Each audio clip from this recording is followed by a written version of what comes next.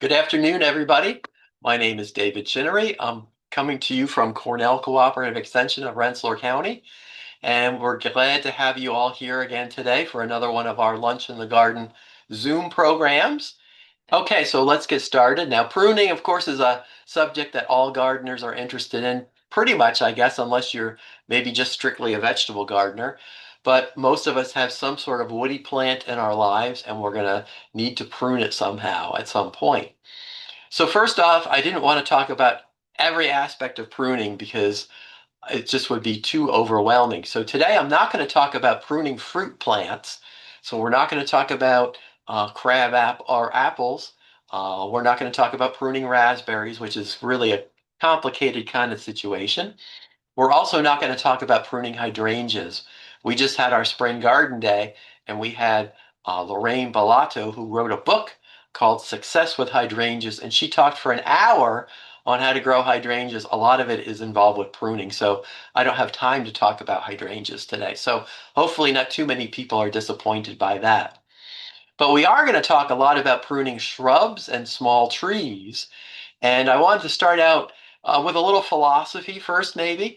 Think about your plant's natural form. Do we want to honor your plant's natural form, or do we want to alter your plant's natural form? And by this, I mean every plant has a situation or a form it wants to grow into normally, right? A normal sort of growth pattern. And I picked for my example here the eastern or Canadian hemlock. In the woods, the picture on the left, it's going to be sort of an open tree, especially if it's got some shade when it's young. It's going to become pyramidal perhaps, but very much sort of a free form uh, structure. In the middle, there's a hemlock that's been pruned, although it's let to be sort of open and airy and ferny, but it's got definitely a triangular shape produced in the nursery industry. A lot of people like pointy pruned evergreens, so maybe that's what they're trying to sell there. And the picture on the right is sort of an abomination in a sense. It's a hemlock, but it's sheared into a cone shape, or I call it a nose cone from a rocket. This was at a strip mall, and you've really taken this majestic tree and sheared it into this cone shape for your purposes of landscaping your strip mall. So plants are plastic. We like to say that, meaning that they can be pruned and shaped in different ways, and that's something that gardeners do quite a bit of. So why do we prune? Okay, so these are some of the D's of pruning. We prune out dead material, diseased material, damaged material, divergent problems, maybe rubbing or crossing branches. A lot of times when we have crossing branches, it's said that we should maybe think about taking one of those out. And then we also prune for form and function. And we'll see some examples of this. And this is kind of a recurring theme throughout this PowerPoint. Why do we prune? Going back to some of these reasons. Okay, dead material. Now, we're just coming into early spring, and a lot of our woody plants have suffered the ravages of the winter. So we may see some dieback, we may see some brown twigs. And yes, this is a great time to get out and prune because we can see the structure of the plant. We don't have all the leaves on it yet, and we can get in there and really do some cleanup work of dead material, dead wood. Great time of the year to do that. We really are coming off of the perfect time to prune is when the plant is really dormant, and that can be March, April, and now we're getting into the growing season. So we're just into that transition. So if you really want to go out and prune in the dormant season, we're not really dormant now, but you've got like another couple days because this is what we're talking about moving into the growing season. That brought up the question in my mind, how do I know if the branch is dead? Well, scratch the bark. So I went out and scratched the bark on some of my lilacs, and you can see green under the bark, like that first picture there. It's alive. Maybe you see some bud swelling, okay? And this would be, again, probably in April in our climate. If you scratch the bark in the other picture, you can see brown, maybe not alive, right? So this little test of the scratching of the twig is really a very useful thing. Even during the growing season later on, sometimes a plant will have a branch on it that doesn't have any leaves, but it's not totally dead. So I use this little trick of scratching the bark and seeing if I can see green or brown underneath. You also might take a look and see what else the bark is telling you. Is it cracked? Is it dried out looking? Is it discolored? Sometimes you can tell a dead branch from that. If you're really back in that March growing season and you're not sure. This is a picture of my viburnum that has a number of dead stems in it that I should be pruning out. And this one I know is dead because you can see the bark peeling off. So sometimes that's a little tricky to determine if the branch is really dead. And I certainly have been guilty of it looks dead down here and I prune it off. And yes, it was alive up higher up when I didn't look very carefully. So be careful before you cut. We are always told that we should prune out diseased wood.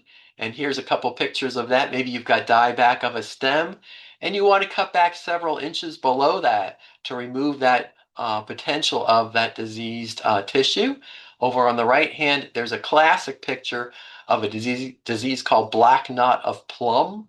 Plum trees get this disease all the time in our area.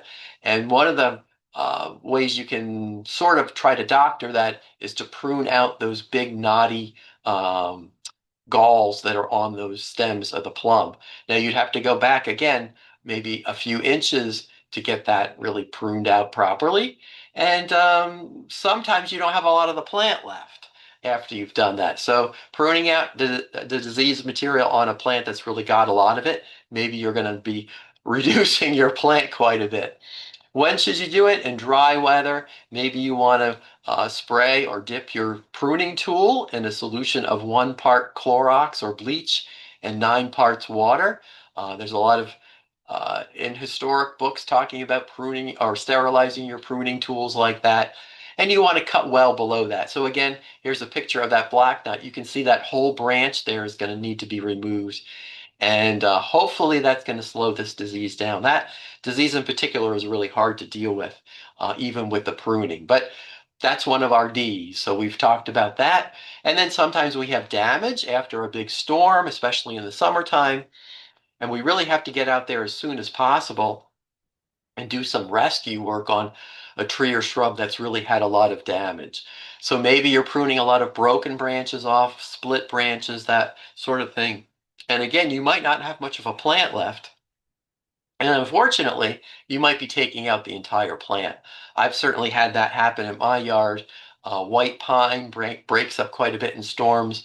We've lost some of those and had to take the whole tree down because of such damage. We also had a very large spruce tree get hit by lightning. I maybe should have put that in here. We had to remove the whole tree from that damage.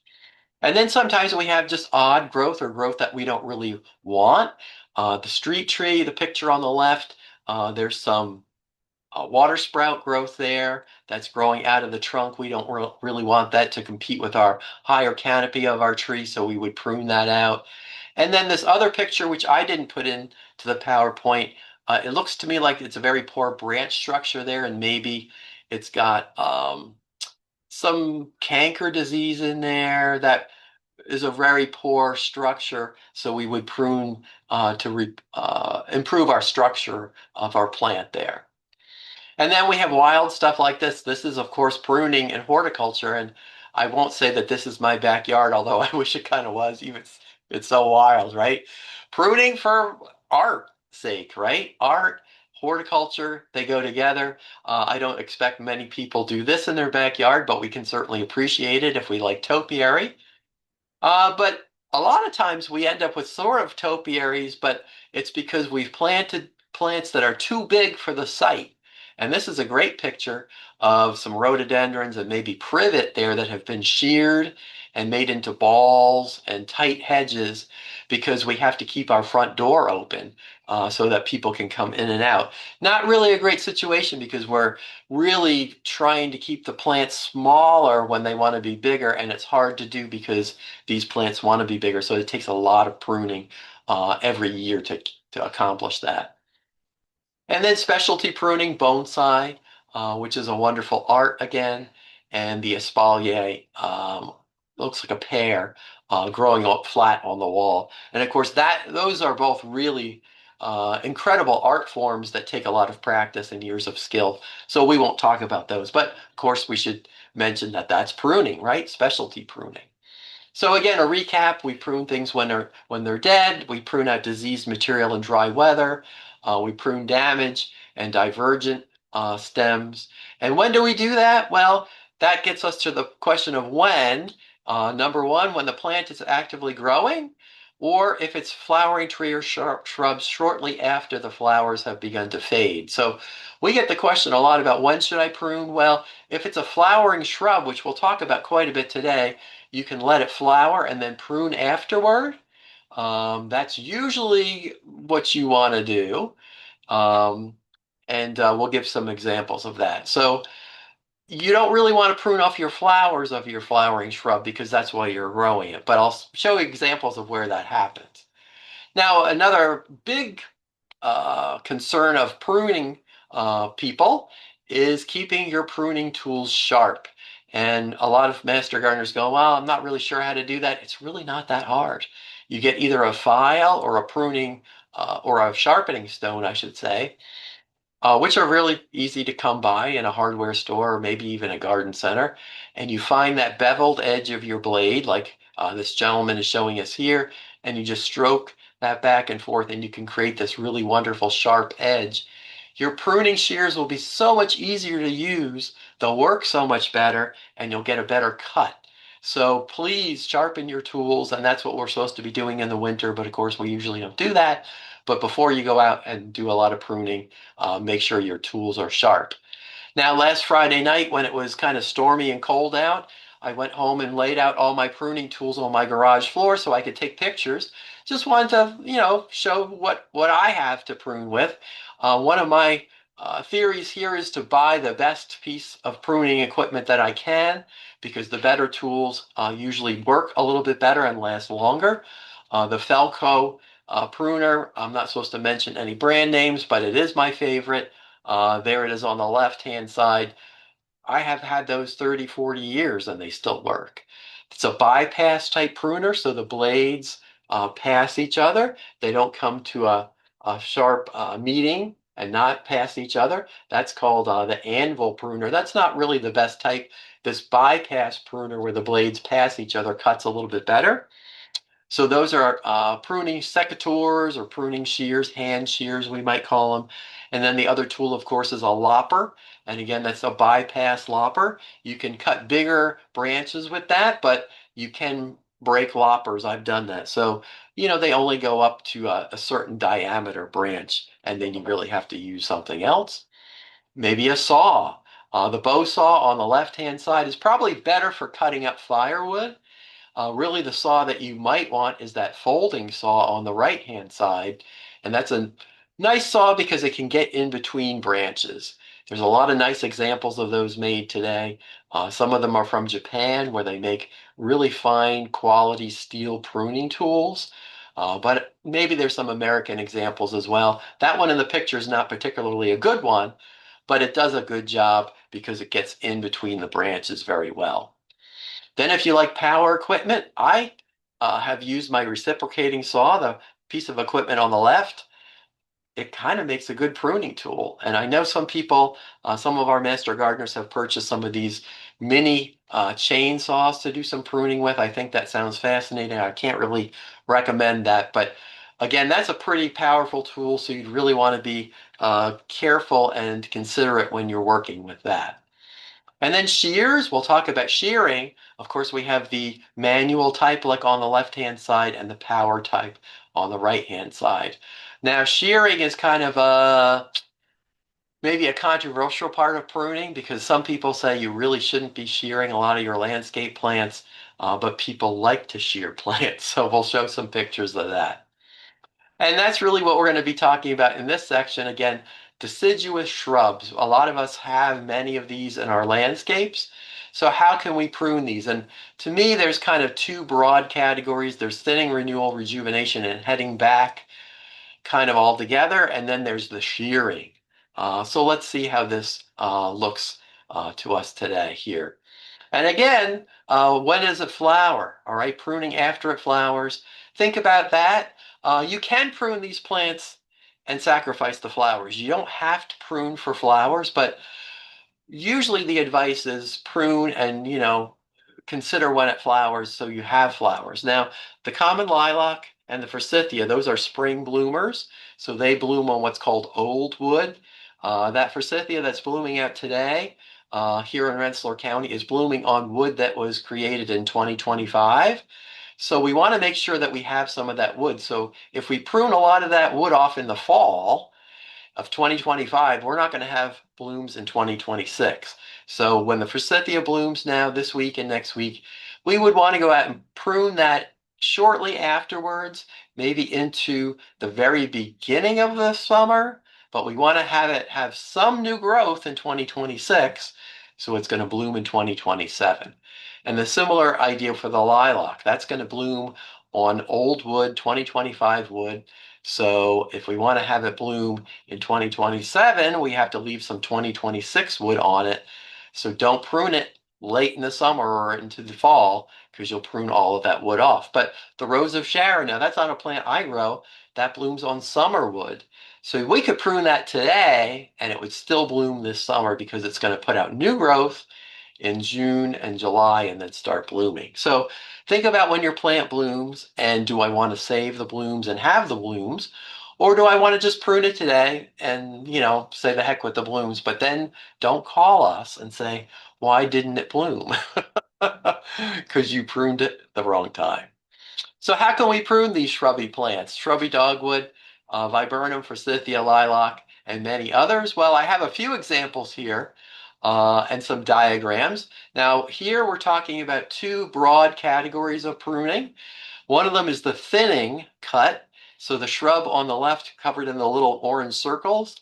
We're going to be going up to our shrub, maybe have a pair of hand shears, hand secateurs, hand pruners, and we're going to be cutting out selectively dead, diseased material, crossing branches and opening that up, maybe for a little better airflow. Maybe we're going to be taking out the oldest wood that maybe doesn't produce as much flowers. That's very common on something like a lilac. And we're going to thin this plant out, but we're going to leave it kind of have a natural look. We're not going to make it a round dome or a round ball shape. We want it to be sort of a little irregular, okay?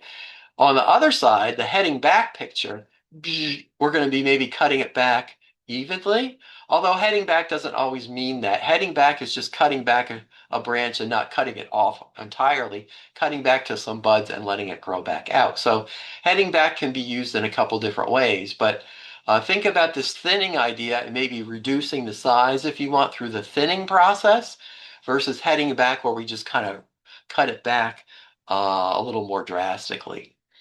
And again, one of the adages here is that pruning removes wood, so we're making our plant smaller, but at the same time, we're encouraging new growth because when we prune most plants, we're telling the plant, we want you to be smaller, and the plant says, well, okay, you've pruned me, but my response is going to be, I'm going to grow again, right? Hormonally, sometimes pruning stimulates new growth.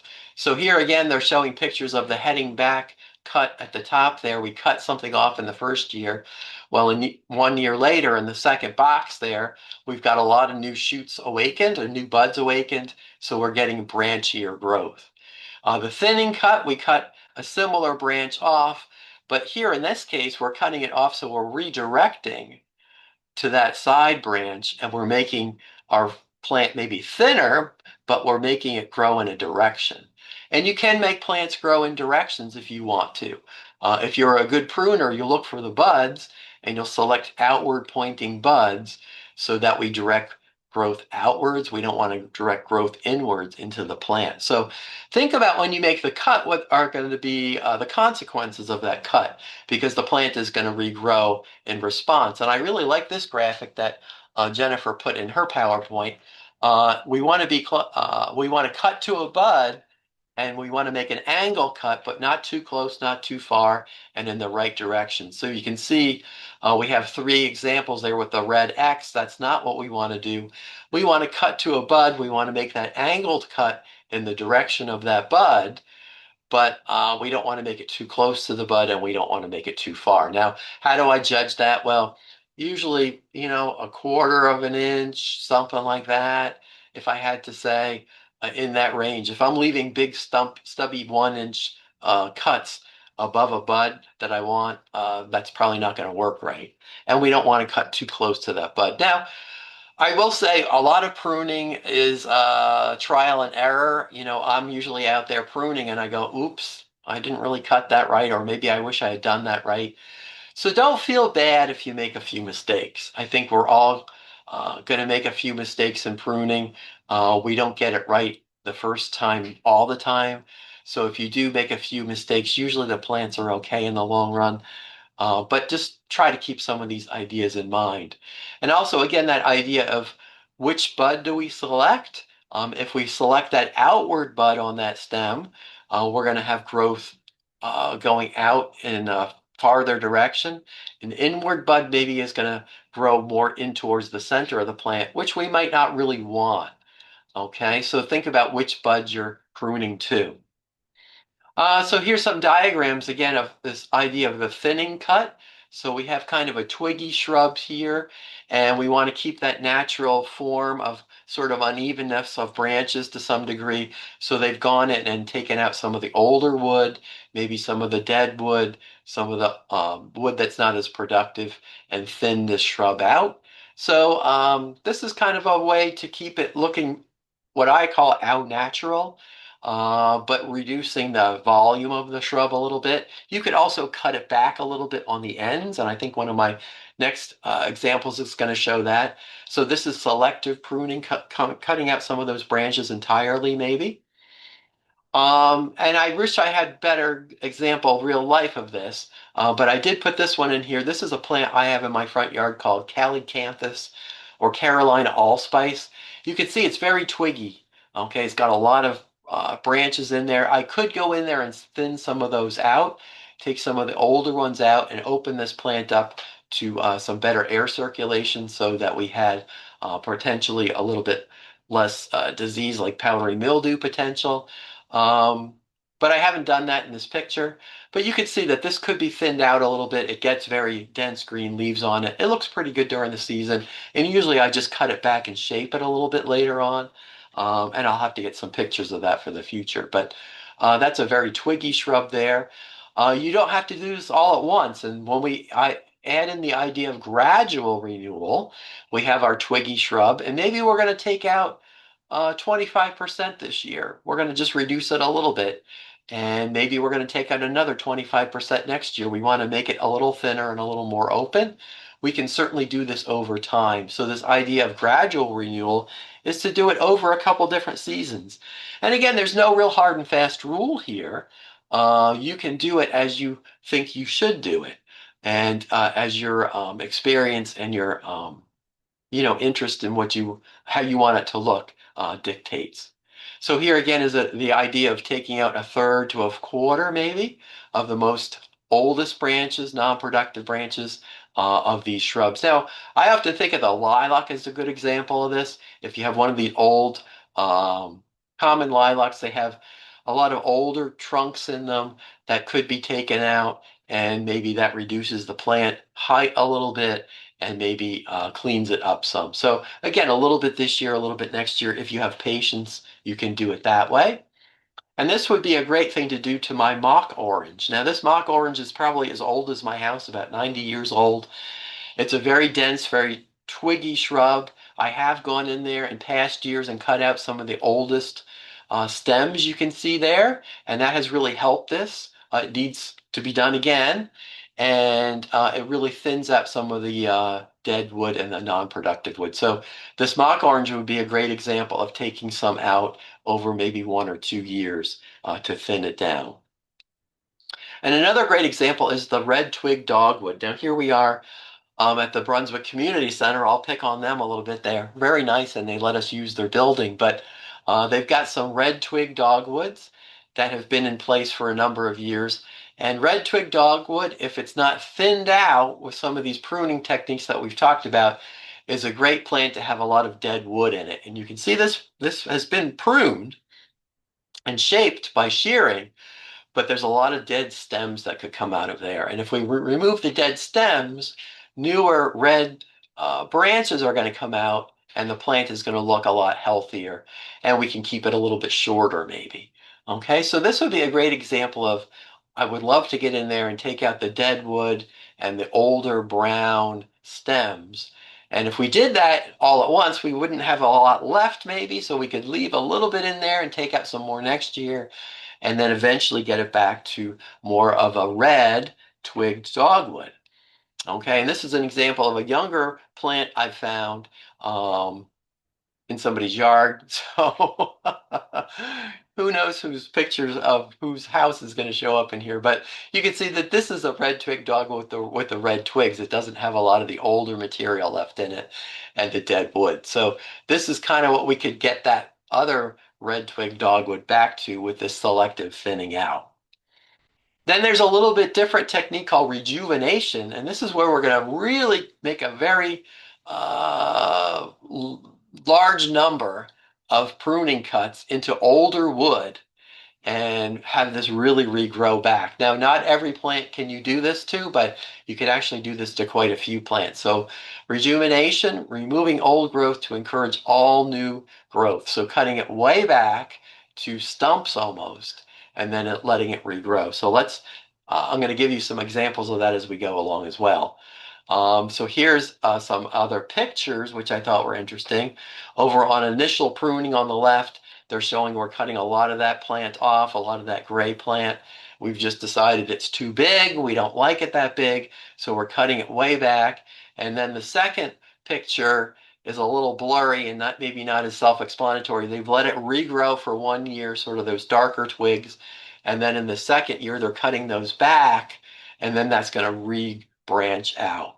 Okay, so we can redirect this growth again from this drastic pruning. So if you're faint of heart, you may not want to try this, but um, again, it usually works. I have seen examples where it hasn't worked entirely. Um, so, if it's a spouse, husband and wife maybe, or some family kind of effort, and somebody wants to prune it and somebody doesn't want to prune it, you can get into some trouble there. But as we say, gardening is all a grand experiment. Well, here's one that I have. This was a witch hazel, huge shrub. I decided it was way too big for the space. So in 2024, I cut it way back. You can see this stumps basically left there. And in 2025, it regrew. And now I should be going out and pruning those back a little bit to reform a smaller plant. Okay, so in this case, the witch hazel did work from that drastic rejuvenation pruning. So it is an interesting technique. And rather than take something out entirely, if we like the plant, we want it smaller, sometimes this will work out for us. This is a plant called nine bark, which I've cut back rather drastically here. Sort of a rejuvenation pruning, but not quite to the same degree. This will grow back very fast. This coming season, I usually let this grow maybe 2 or 3 growing seasons and cut it way back. And I could go in here and take out some more dead wood, so I have a little bit more work to do on this one. But this will grow back just fine. And this is kind of another one of my disasters here. This came with my house, a very old flowering quince, and look at how twiggy and dense that is. This is kind of a problematic plant because this is the way it grows. I don't think that these are particularly easy to grow and keep them looking good.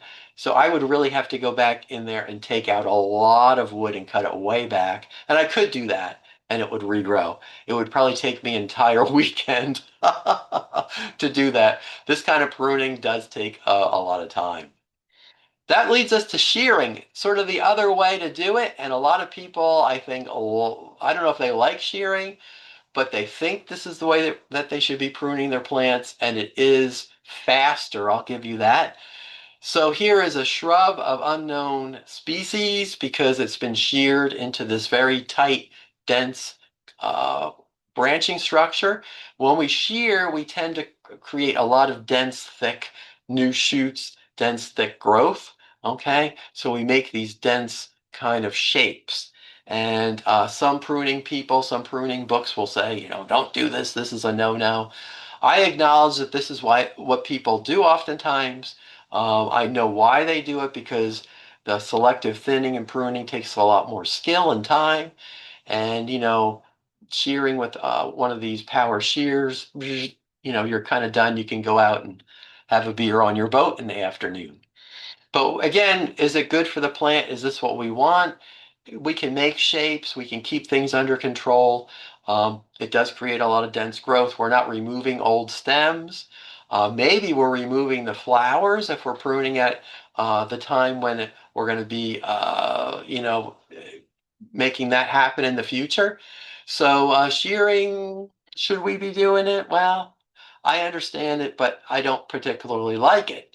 Okay, so often I think it's because the shrubs are out of control and we shear into these hockey pucks and mounds and this sort of thing. And oftentimes we do lose the flowers if it's one of our flowering shrubs because we've sheared it off at the wrong time. Okay, shifting gears a little bit. If anybody has hybrid tea roses, I worked at a 1 acre rose garden when I was coming up in horticulture in the early 1980s. So we learned a lot about pruning roses. And here's just a nice little graphic that I stole talking about pruning out the oldest stems of the hybrid tea rose, pruning out anything that's got a lot of winter injury, pruning out anything that's maybe thinner than the diameter of a pencil, and then heading back some of these shoots that may be winter injured. We used to prune our hybrid tea roses and our floribundas and our grandiflors quite a bit in the spring, sort of like that picture there that I've got from the Nashville Rose Society website.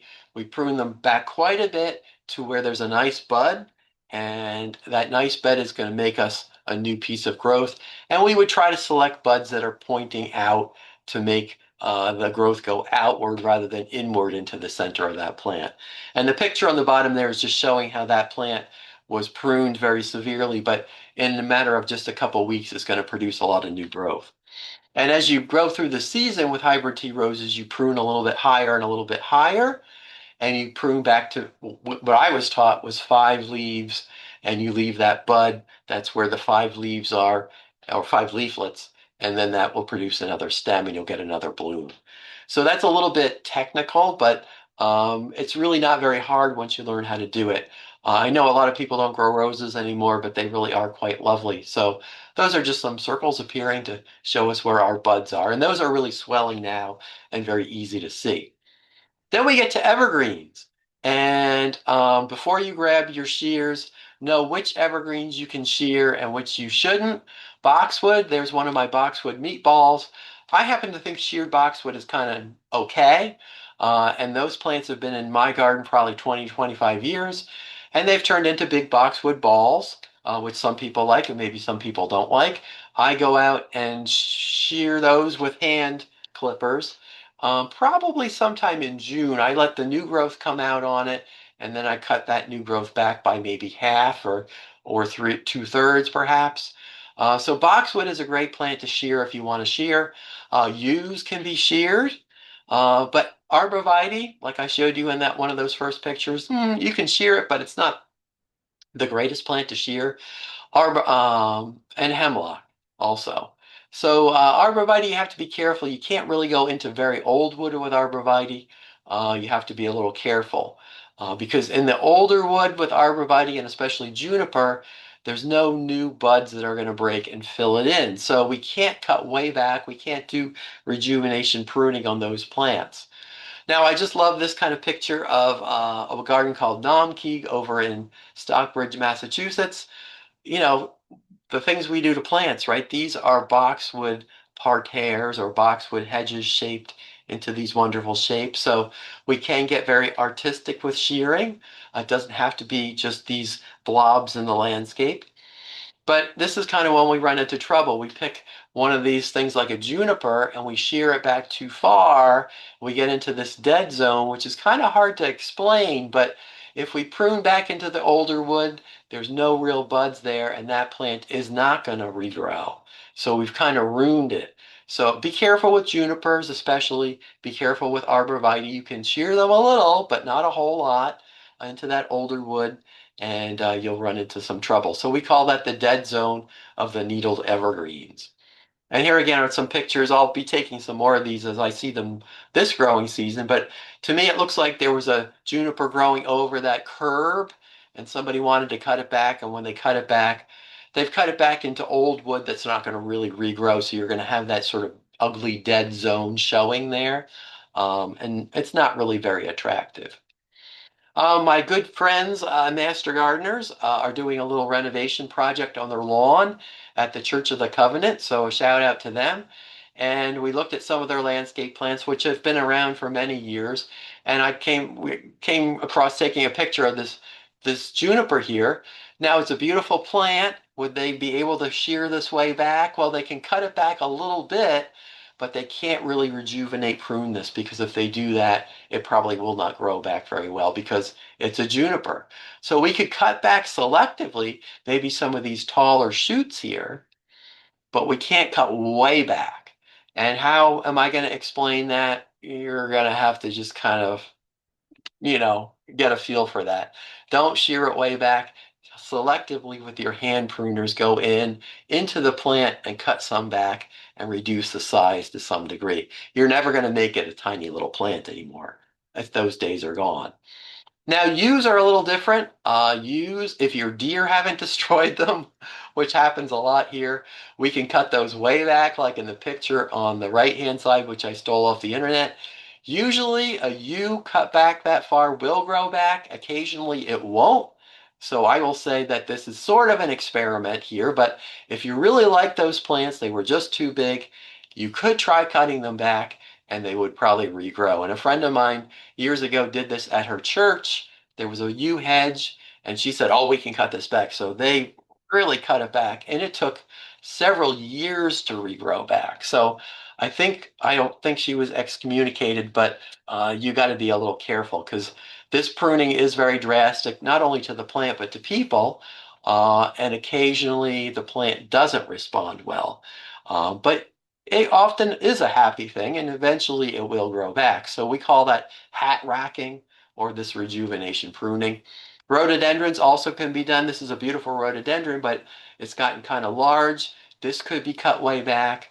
Again, it may take a year or two or three to really start to regrow. And the further back you cut it, the longer the recovery period is going to be. Okay, so get to know each of your plants and what you can do with it.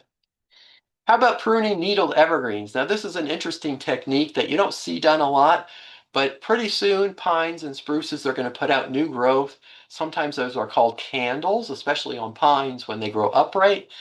If you've got candle growth on your pine, like this picture here, you can go out and cut those candles in half and pinch those back, and that pine will just become more dense over time. So that's almost a bonsai technique. It's a technique that you can really make a very beautiful pine hedge with, which is something you almost never see done. Or you can also do it with something like a spruce. You can cut off some of that new growth. Once it's out and it's very succulent, before it hardens off, you can shear that off. Now, if you've ever wondered how you get a Christmas tree, that's very dense and very pyramidal. That's what the Christmas tree growers are doing. They're out there pruning these candles or this new growth off. It looks, again, very drastic, but in the end, it does come out okay. Let's talk a little bit about pruning small trees. Now, again, this is a great topic, and we're going to think about our dead, diseased, and damaged and divergent branches.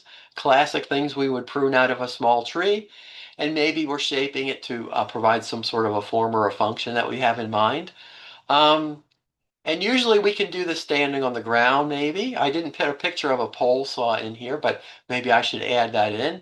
But these are pruning jobs that are on a very short step ladder, maybe, or undertaken on the ground. And these are things that we as homeowners can do fairly well. Now, again, I was talking earlier about we were leaving the dormant season behind rapidly here in the middle of April. But that dormant season is a great time to prune small trees because you can see what you're doing. There's no leaves there in your way. You have less material to clean up because you're not taking a lot of leaves to the town brush pile. You're just taking the branches. You can see if the branches are dead or alive very well. And the pruning wounds at this time of the year will probably not attract pests. There's a couple exceptions to that, though. Sometimes if we prune in the fall and open up a lot of wounds in the fall, we can actually have some more chance of fungi infections happening in that time of the year. And also, a few trees shouldn't be pruned in that early March time or very early April. Things like sugar maple. Now, if I pruned a sugar maple, I would have a lot of bleeding, right? Because we're getting, maple sap at the same time, so that kind of goes together. A birch tree would be similar to that. Those are better left pruned a little bit later in the season. But something like a crab apple, I always think that's a classic one you'd want to prune in March. Um, and many of your other trees. Red bud is one of my favorites. It would be a good time to prune your red bud. Now, this is kind of a crazy old school looking diagram, but here's a small tree. What would we prune out here? Well, there's a lot of examples of things that are not so good. N down the bottom there, that's a sucker coming out. We could prune that off. M, a stub. Maybe it's a dead stub. It looks like we have C as a crossing branch. We want to prune that out. B up at the top there, that's a water sprout if we could prune that out. Basically, we're going to kind of open this up and clean it out. Again, remove divergent branches, removing crossing branches, disease branches, things like that. Maybe trying to redirect some growth. Those would all be goals of pruning a small tree. It's kind of, again, hard to tell you about it without really being together and being hands-on. But here is the conclusion that they're showing us here. Number one, that branch stub, we could get rid of that. So any kind of stub growth we could take off. Two, the rubbing branches, again, up at the top of the tree. If we've got branches that are kind of rubbing, we would probably take off the one that, to me, the one I would take off would be the number 6 branch. Uh, Something that's with trees, especially when you have branches that have a very narrow, what we call a crotch angle, they tend to be weaker. This union is weaker than a union like this. So if I prune out that number 6 branch, which is going off to this side, I'm getting rid of kind of the weaker branch, and I'm leaving the number 2 branch there. That's going to be the stronger union. So think about when you see trees, when they have these tight crotch angles, that ultimately is kind of a weak system or a weak piece of wood there. Okay. What else? The water sprouts, number 3 up in the top. That's a very common thing for things like crabapple. We could prune those out.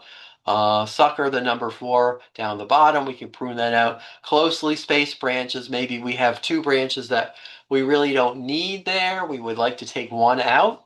And narrow crotch angles. Again, what I was just talking about. So this isn't the ideal way to teach this, but maybe you get some of the ideas here of what we would want to do. And I'll say one other thing here. A lot of nursery grown plants you're going to buy from a nursery, these small trees have a lot of branches in them. They've been shaped in a nursery to make a ball almost, or sort of this dense cluster of branches. And you really have to take some of that out in order to encourage more open growth over time and make some selections. And I'm thinking I'm going to go out and take some pictures of these nursery plants because so many I see have very tight branches and too many branches for the long term. And we really need to do some corrective pruning, maybe a year after we plant it or the second year after we plant it and the tree has been established. So in order to illustrate that a little bit, I did find this picture this weekend of this oak tree, which was about 7, 8 feet tall in somebody's yard. I used my long telephoto lens to get this. But this oak tree is young, it's vigorous, it really needs some work, right? So again, starting at the bottom, it looks like we have 2 trunks there. We have a very short stubby trunk off to the side. I would remove that at this point. I would take some of those branches off the lower part of the trunk off, and then I would shape and develop the beginnings of that crown. And if I could really just get one central leader here on an oak tree, that would be really nice because I want this to grow into a fairly good sized tree, even though I'm talking about small trees here. This is really a big tree, right? So we really want to do some early shaping. And you don't maybe have to do it the year after you plant it, but the year or two after, it's really established, before it gets too big, do some of these corrective pruning techniques in order to set it up for success later on in life. And here's another one. This is a multi-stemmed dogwood, I think. And multi-stem is okay if you want that. If some of those stems were crossing, then you'd have to think, do I want to take one of these crossing ones out? Three stems isn't too bad. If you had like five stems there, you might want to reduce that a little bit. So think about taking an entire stem out if it's really looks like it might be a problem long term. And then this one is a sort of an example, I think, of we might be able to prune some of the branches that are kind of growing into the middle there out and let this grow out and be a little bit more wide in its aspect over time. So yeah, setting these up for success later on is really important. And just some diagrams about pruning as we kind of wrap up here. This is work that was done by a man named Alex Shigo, who was a USDA, I think, forester. And he came up with the idea of the branch bark ridge, which you can see in this diagram here is a ridge of bark. We want to keep that intact. We don't want to prune that off. And we want to prune kind of in the neighborhood of the branch collar, but we want to keep that collar intact as well. So you can see on the left, there's a dead branch. The tree is kind of telling you where it would shed off that branch eventually. And we don't want to prune too close and remove too many of the cells that are in that branch collar area, because those are the cells in the wood that are going to regenerate and close over this wound. Now, it's kind of hard to visualize. Sometimes when we go out and look at a tree, we can easily see this. This one, I think Jennifer had a great picture here because there's the branch bark collar and the ridge, okay? And where would we cut? We would want to cut there. So don't cut too close because you're going to be removing a lot of those cells that are going to close over the wound eventually. And that's what we want to prevent decay of the tree later on. So here is one that was done just right. It's not cut too closely, and you can see that band of new growth, those new cells around that circular cut that are growing and sort of closing over that wound. And that's our goal for this pruning of these small trees and large trees as well. Now, in shrubs, we don't quite have that. Well, in some ways, we have the same thing, but we don't really see it to the same degree. It's very important on these larger plants, these trees, small trees and big trees. And this is a picture of one in my own yard. I have a very large oak tree that had to have a very large branch removed. And this is closed over time. You can see this big circle up there. And there was a giant branch on there. And my arborist cut that so that those cells were remaining in the trunk and they could close over. So this was a good thing. And the tree is very healthy. This is a flat cut. Sometimes you see this done by maybe road crews that are in a hurry, pruning things along a right of way. They're not really taking a lot of time. They've cut too closely, and this sort of a wound isn't ever going to heal over very well, and you're going to have a lot of decay potential in that kind of a wound. And stubs are just as bad, really. These stubs are cut too far out. Should be cut a little more closely here because that will have trouble closing over and repairing itself as well. And then if this happens, oh, this is terrible, right? You're pruning and the weight of the branch comes down as you make your cut and psh, you lose your bark. Oh, this is a bad situation. Well, how do we not have this happen? Well, it's called the ABC cut, and this is very important. We make a cut on our branch to be removed at A underneath, okay? So we have to take our saw and go up under because that's going to relieve some of the pressure there. We make a B cut where we go out further and we cut the branch off. So we've removed the weight and now we can go in closer and observe where our collar is and make the proper cut in the proper site. And we don't have the weight of the branch that's going to threaten to pull the bark off the tree, basically. So I always do this. I've learned this, and it really does work to make the A and B cut, remove the branch, take the weight off, and then go back in and make your C cut. So if you're doing this, you're really gaining a lot of skill as a pruner. Congratulations. So Jennifer's advice here, pruning large trees, we refer that to professionals. So we're not going to talk about climbing trees or anything like that. You have to be a skilled person and have equipment to do this sort of thing. So we refer people to International Society of Arboriculture and American Society of Consulting Arborists. They have folks that are trained in this and are very good at pruning. So we don't really, ever tell somebody, oh, go up on a ladder and prune your big oak tree because it's a very dangerous thing. Okay, and then sometimes we come into a few odd things, and one of them is when to prune a tree, oak tree in New York State. Now, for most of New York State, probably you can get away with ignoring this, but if you live in an area where there's oak wilt disease, and I will call out Schenectady County because there's an area in Schenectady County where oak wilt disease has been found. And oak wilt disease is a fungus and it's spread by beetles. And the beetles are attracted to pruning wounds. So the recommendation is to prune your oak tree from in October through February when the beetles are not active. The trees are dormant. Most life is sort of dormant, even me. And we're going to have less chance of having an oak wilt infection spread. If we prune, especially in mid-April to mid-July, the beetles are active, the fungus is active.